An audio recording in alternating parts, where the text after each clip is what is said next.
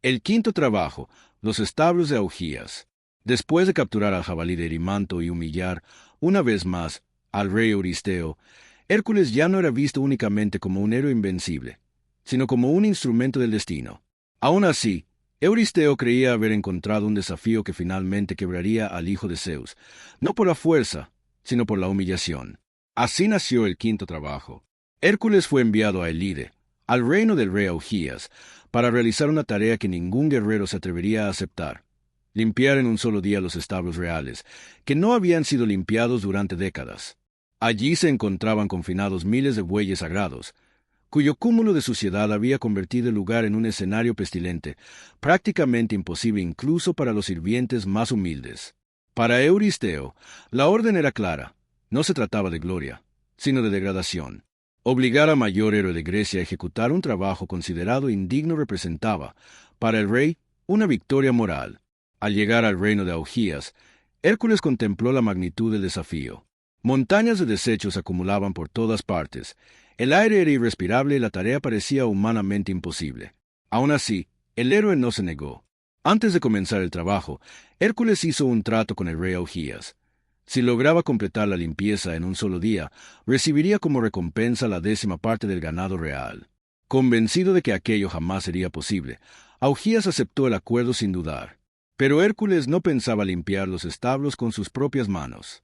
Demostrando una inteligencia que pocos esperaban, el héroe tuvo una idea audaz. Derribó parte de los muros de los establos y desvió el curso de los ríos Alfeo y Peneo, haciendo que sus aguas atravesaran el recinto. En cuestión de horas, la fuerza de los ríos arrastró toda la suciedad acumulada durante años, dejando los establos completamente limpios antes de la puesta del sol. La tarea había sido cumplida. Sin embargo, al ver el resultado, Augías se negó a cumplir su palabra. Alegando que Hércules había actuado por orden de Euristeo, declaró el pacto inválido y expulsó al héroe de su reino, sin otorgarle ninguna recompensa. Hércules partió en silencio, pero la injusticia no sería olvidada. Al regresar a Micenas, Euristeo aprovechó la situación para anular el trabajo, afirmando que Hércules no lo había realizado solo, ya que había utilizado a los ríos, y que además había intentado obtener un pago. Con ello, el rey declaró que el desafío no contaba como uno de los trabajos oficiales. El quinto trabajo reveló algo fundamental en el camino de Hércules: no todas las batallas se libran contra monstruos. Algunas se combaten contra la corrupción, la ingratitud y el abuso de poder. A pesar de haber triunfado, el héroe salió de esa misión sin gloria, sin recompensa y con una nueva marca de injusticia grabada en su historia. Aún así, la fama de Hércules continuó creciendo. Su capacidad para transformar la fuerza en inteligencia y la humillación en triunfo lo hacía cada vez más admirado por el pueblo, y cada vez más temido por quienes gobernaban sin honor. El destino de Augías aún sería reclamado en el futuro, y Euristeo, ahora desesperado, comprendió que tendría que elevar aún más el nivel de las pruebas. Si Hércules podía dominar monstruos, bestias y hasta ríos, entonces los próximos trabajos deberían desafiar los propios límites del mundo conocido. El sexto trabajo, las aves del lago Estínfalo. Tras la humillación sufrida por el éxito improbable en los establos de Augías, Euristeo ya no ocultaba su desesperación. Cada nuevo trabajo, lejos de destruir a Hércules, solo reforzaba su fama como mayor héroe de Grecia. Aún así, el rey persistía. Ahora, el desafío debía combinar peligro mortal con una imposibilidad práctica. Así nació el sexto trabajo. Hércules fue enviado al lago Estínfalo, una región aislada y rodeada de pantanos traicioneros, donde habitaba una amenaza que aterrorizaba pueblos enteros: las aves estínfalas. A diferencia de cualquier criatura enfrentada hasta entonces, estas aves no eran simples bestias, eran armas vivientes de los dioses. Las aves estínfalas poseían plumas de bronce afiladas como cuchillas, picos metálicos y garras mortales. Podían lanzar sus propias plumas como proyectiles, atravesando armaduras y cuerpos con facilidad. Sus excrementos eran venenosos, y su sola presencia volvía el aire tóxico. Muchos hombres habían intentado acercarse al lago, ninguno regresó con vida. El problema era evidente: el lago estaba rodeado por pantanos profundos e inestables. Cualquier intento de combate directo significaba quedar atrapado en el lodo, convirtiendo a Hércules en un blanco fácil para el ataque aéreo de las criaturas. Esta vez, la fuerza bruta no sería suficiente. Al comprender la gravedad de la situación, La diosa Atenea decidió intervenir. En reconocimiento a valor y al destino de Hércules, le entregó un artefacto sagrado, los crotala, castañuelas de bronce forjadas por Hefesto. El sonido de estas armas era ensordecedor, capaz de sembrar el pánico entre las criaturas. Hércules subió a un punto elevado cerca del lago y, protegido de la ciénaga, comenzó a golpear los crotala con toda su fuerza. El estruendo resonó por las montañas, rompiendo el silencio oscuro de la región. Aterradas, las aves alzaron el vuelo en masa, abandonando sus nidos. Ese era el momento. Con precisión letal, Hércules tomó su arco y disparó sus flechas, ahora aún más mortíferas, envenenadas con la sangre de la ida de Lerna. Una tras otra, las aves caían del cielo, abatidas antes de poder reaccionar. Las que sobrevivieron huyeron en pánico, cruzando los cielos y sin regresar jamás al lago Estínfalo. Algunas leyendas afirman que volaron hacia tierras lejanas, llevando terror a otros lugares, pero Grecia quedó finalmente libre de aquella amenaza. El lago, antes símbolo de muerte, volvió a ser un lugar habitable.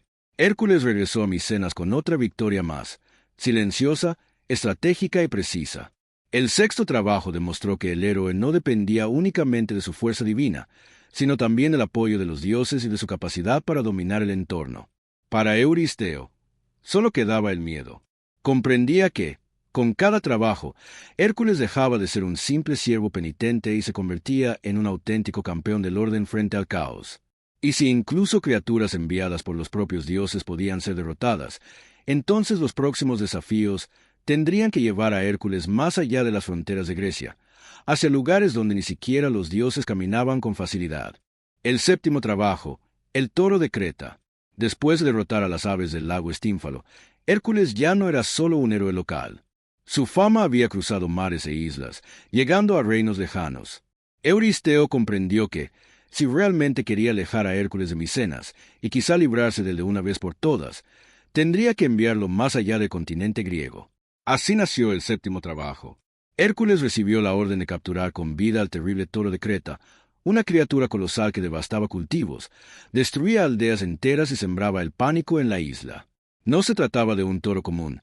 Según las leyendas, había sido enviado por Poseidón, el dios de los mares, como castigo al rey Minos de Creta. Años antes, Minos había prometido sacrificar al toro en honor a Poseidón, pero, fascinado por su belleza y su fuerza, decidió perdonarle la vida.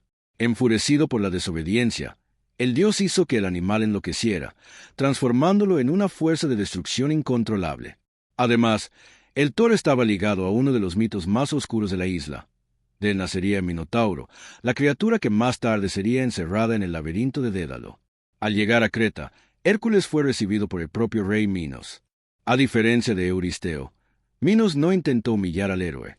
Por el contrario, le suplicó ayuda, reconociendo que el toro estaba fuera de cualquier control humano. Hércules aceptó la misión sin exigir recompensa, consciente de que enfrentaba una prueba más impuesta por el destino.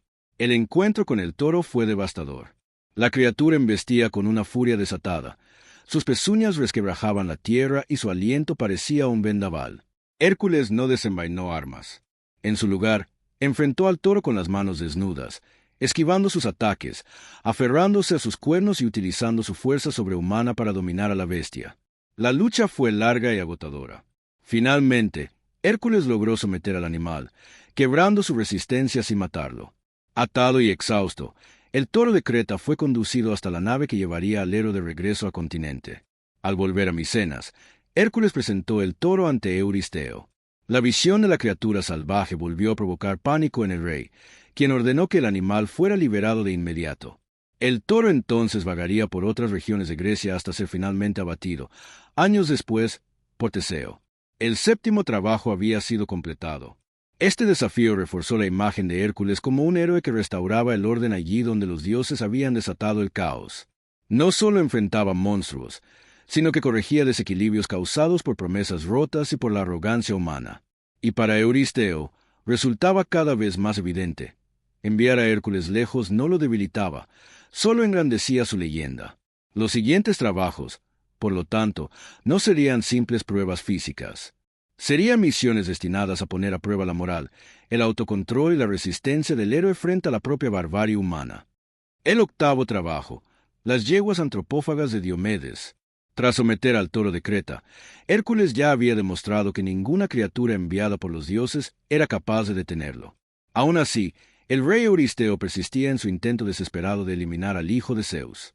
Para lograrlo, decidió enviarlo a una tierra lejana, brutal y gobernada por un hombre tan cruel como las propias bestias que criaba. El octavo trabajo llevó a Hércules hasta Tracia, una región conocida por sus pueblos violentos y por su hostilidad hacia los extranjeros. Allí reinaba Diomedes, hijo de Ares, el dios de la guerra. Al igual que su padre, Diomedes estaba dominado por la furia, la crueldad y el desprecio por las leyes sagradas de la hospitalidad, tan valoradas por Zeus. Diomedes poseía unos establos macabros. En ellos mantenía 4 yeguas monstruosas, Podargo, Lampon, Janto y Deno. Estas criaturas, encadenadas con grilletes de hierro, no se alimentaban de grano ni de pasto. Habían sido entrenadas para devorar carne humana. Viajeros, prisioneros y extranjeros eran capturados y arrojados a las bestias, convirtiendo el reino de Diomedes en una auténtica pesadilla. Hércules partió hacia atrás acompañado de algunos aliados, entre ellos Iolao, su fiel sobrino, y Abdero, un joven héroe e hijo del dios Hermes. Al llegar a la región, Hércules pronto tuvo conocimiento de las atrocidades cometidas por el rey Tracio. La misión ya no consistía solo en capturar a las yeguas, sino en poner fin a una tiranía alimentada por el terror. Cuando Diomedes supo de la presencia de los extranjeros, reunió a sus soldados y salió al encuentro de Hércules. La batalla fue rápida y brutal. El hijo de Zeus derrotó con facilidad a los guardias tracios y, en un acto de justicia poética, capturó al propio Diomedes. En lugar de mostrar misericordia, Hércules hizo con el rey exactamente lo mismo que él hacía con sus víctimas. Arrojó a Diomedes para que fuera devorado por sus propias yeguas. Saciadas con la carne de su cruel señor, las criaturas se volvieron más dóciles, permitiendo que fueran dominadas. Sin embargo, la tragedia aún no había terminado. Mientras Hércules ahuyentaba a los soldados restantes, confió las yeguas a Abdero, encargándole vigilarlas. Al regresar victorioso del combate, Hércules encontró a su amigo muerto, despedazado por las bestias, que habían recuperado su furia salvaje. El dolor de la pérdida golpeó profundamente al héroe. Hércules sepultó a Abdero con honores. En su memoria, fundó la ciudad de Abdera, eternizando el nombre de su compañero caído. Este episodio marcó uno de los momentos más tristes de la travesía del héroe, recordando que no todas las victorias llegan sin sacrificio. Con las yeguas finalmente bajo control, Hércules continuó su camino hacia Micenas. Al presentarlas ante Euristeo, el rey, horrorizado, dedicó los animales a la diosa Hera, esperando librarse de su influencia maligna. Según la tradición, la estirpe de estas yeguas extraordinarias habría perdurado a lo largo de los siglos, y de ellas descendería Bucéfalo, el legendario caballo de Alejandro Magno. Así, el octavo trabajo fue completado. Este episodio reveló un nuevo aspecto de la saga de Hércules. El héroe no solo enfrentaba monstruos sobrenaturales, sino también la crueldad humana llevada al extremo. Diomedes no era una bestia, era un hombre que eligió convertirse en algo peor que cualquier monstruo. Y mientras Euristeo perdía el control de sus planes, Hércules se convertía en algo más que un simple guerrero. Se transformaba en un símbolo de justicia, castigo divino y redención.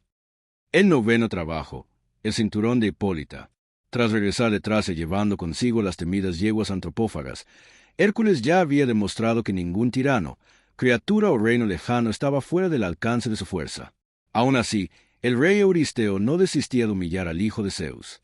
Impulsado por un deseo tan fútil como peligroso, concibió un nuevo desafío. Su hija, Admeta, exigió como obsequio legendario cinturón de la reina Hipólita, soberana de las Amazonas. El cinturón no era un simple adorno. Simbolizaba la autoridad suprema de Hipólita y había sido concedido por el propio Ares, dios de la guerra, como reconocimiento a sus hazañas en el campo de batalla. Poseer aquel artefacto significaba poseer el poder, el honor y la legitimidad de las Amazonas. Para cumplir el capricho de su hija, Euristeo envió a Hércules hasta Temisira, el reino de las Amazonas, una sociedad formada exclusivamente por mujeres guerreras, temidas en todo el mundo griego por su férrea disciplina, su extraordinaria habilidad marcial y su ferocidad en combate. Hércules partió acompañado de varios héroes, consciente de que aquella misión podía transformarse fácilmente en una guerra abierta. Al llegar a Temisira, ocurrió lo inesperado. En lugar de hostilidad, Hércules fue recibido por la propia reina Hipólita. Impresionada por la presencia imponente del hijo de Zeus, La soberana escuchó con atención el motivo de su visita. Hércules, actuando con diplomacia y respeto, explicó que su misión no era conquistar ni someter, sino simplemente cumplir una orden impuesta por Euristeo. La reina, conmovida por la franqueza del héroe, y quizá también por la admiración que despertaba, aceptó entregar el cinturón de manera voluntaria, sin derramar una sola gota de sangre. Todo indicaba que aquel sería uno de los pocos trabajos resueltos mediante la palabra y no mediante la fuerza. Pero Hera observaba.